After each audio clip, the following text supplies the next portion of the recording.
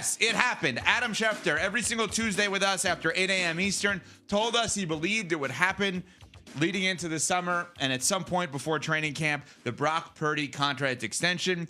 Purdy reaches a 5-year, $265 million extension, $181 million guaranteed, annual average value of $53 million. Congratulations to the Niners. Congratulations to Purdy. And dare I say, ladies and gentlemen, Brock Purdy, if you had to categorize underpaid or overpaid relative to his peers at his position, is closer to underpaid than overpaid. I don't believe that's a hot take. I may get my head ripped off for it, but this was a great deal in my mind for the San Francisco 49ers. Mm-hmm. Tua makes more than him. Trevor Lawrence makes more than him. Mm-hmm. Dak makes a lot more than him. He is proven, he is young, and he has weapons for all of those that say he can't do it without weapons. Good, because they're there. I think it's a great deal for the Niners. Yeah, I thought it was a good deal for both sides. Brock Purdy goes from making under $900,000 a year as Mr. Irrelevant to the highest paid player in 49ers franchise history. So he gets his bag, but he earned it. He's taken this franchise to 2 NFC championship games. He won one of them, and he went to a Super Bowl. But I'm interested to see moving forward how the vibes change around Brock Purdy, because now he's not a bargain. Now he's not a surprise. If things do not turn around from last season when they went 6-11 and he's all of a sudden making all this money and prohibiting the 49ers from making other moves because of what he's commanding financially, and again, he's earned it. How will we view Brock Purdy and how will we view this deal? But right now, in the immediacy of it, great for both sides. Can I just fight you on semantics on one thing? Go ahead. What's up? He's not as much of a bargain. He's still a bargain relative to the people that are paid above him. He's better than. He is not. He's more accomplished than He's them. more accomplished than. That I don't doesn't know mean that he's better than those guys. Okay, well, he is still not overpaid. How about that? Well, based on what's happened in the past. Based on what's happened in the past. Now we're starting anew. We'll find out what he is this year with all of the defections that we saw with the 49ers this offseason. When you say all, who are all? What do you mean who are all? Just Debo. Who else are we talking about? We're not going to consider what happened on the defensive side of the ball? They were awful on defense last year. All of those guys that bounced. Yeah, they were awful because a lot of those guys were hurt. Mm-hmm. But then, when all of those guys are healthy, you're talking about a team that's really good. They were awful on defense last year. Conversely, the team was awful. Mm-hmm. But when that team has been good, when they've gotten to the championship rounds, that defense has been really, really good. Agreed. All you got to look at is the defensive coordinators, all the guys that got head coaching jobs. Rob Saleh got a head coaching job for them because he was the DC.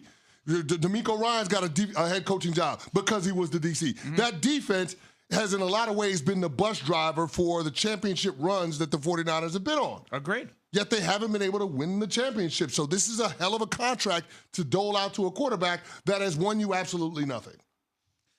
Kind of like the ones above him. Right? I mean, it's really remarkable because if you look at the guys above him, Dak is at 60. Yep. I'm talking about annual average value of contracts. Yeah. Dak's at 60. Yep. I think all of us believe Dak's really good. Mm-hmm. Yeah. But he's done less in terms of winning than Purdy. Yep. Joe Burrow's at 55. Yep. Now, it's interesting. Is Joe Burrow awesome? Yes. It's interesting that we only apply the Brock Purdy's only good when the weapons are healthy thing to Purdy and not to Burrow, who's never played with bad players in his life on offense. Yeah, but the Cincinnati Bengals didn't win a playoff game in 3 decades, and Joe Burrow took him to the Super Bowl in year 2. When he had no protection. Yeah. And conversely, the San Francisco 49ers went to the Super Bowl a few years before Brock Purdy got there with Jimmy Garoppolo. Right. Josh Allen at 55, leave him to the side. Yeah. He's MVP is amazing. Unbelievable. I mean, your guy, Jordan Love. Yeah. He's had less individual and team success than Brock Purdy, and he makes more than Brock Purdy. Mm-hmm. And I don't blame your team for doing it, Smalls. I think they had to do it. They have to continue what they've done, which is Favre, Rodgers, Love. But, I mean, I think you could even admit less individual success, less team success, and $2 million more a year. Yes, less individual success, less team success. He's also been injured. Now, I'm not going to excuse the inconsistencies and especially the turnovers that we've seen persist. But I think for the Packers, they're looking at this young core that they have, and Jordan Love's part of that. He's 26 years old. He's taken the team to the playoffs twice since he's been a starter. And you see the raw talent and what he can be. For them to get that deal done at that time is a smart move for them. Agreed, but it's still more than Purdy, right? Then you keep going down the list. Trevor Lawrence at 55. I am egg on my face like crazy on Trevor Lawrence. I thought he was a megastar. Trevor Lawrence has done nothing. He had me hook, line, and sinker. He's done nothing. Mm-hmm. I mean, in comparison, we're talking about individual and team success as it compares to Purdy. He went to Jacksonville. Jacksonville was awful. Trash bags. They were terrible. Would Jacksonville take Lawrence? Okay, let's do it this way. Empty roster. Lawrence at 55 or Purdy at 53? What's a better deal?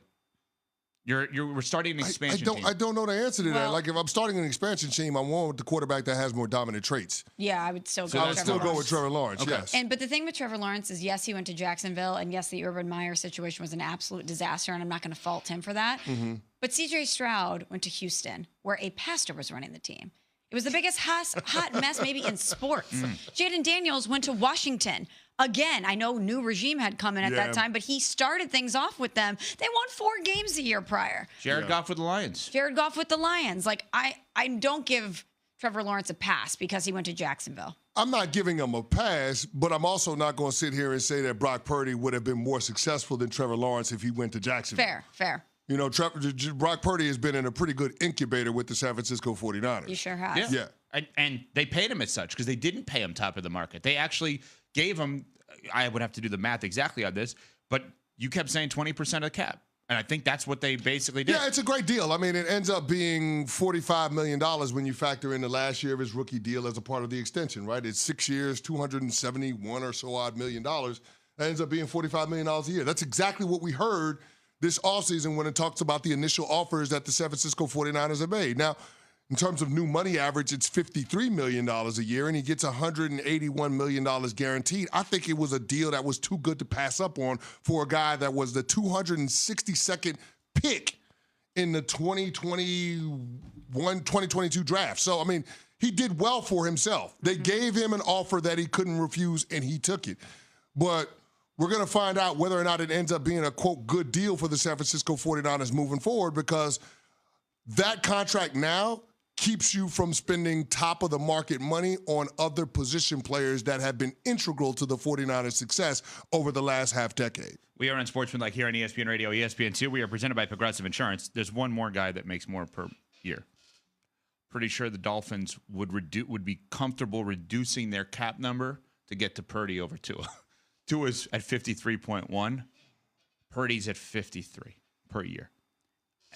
It's so beyond fair. And Goff is at 53. That's an interesting one. Would the Lions flip them out? Because they're basically similar players, and Purdy's much younger. One was taken with the number 1 pick in the draft, and the other one with the last pick in the draft. But every time, whether it's Trevor Lawrence or Goff or Jordan Love, every time we entertain the debate of the either-or, it proves that it's a good deal. But I guess when you're trying to put those two in the same bucket, here's what I would say about those quarterbacks. They're both guys that you can win with, but they're also both guys that you feel that you can do better than. With Purdy and Goff, you're saying? Yes. Okay, but you may be right. But I would say that not all of the players above those two you can win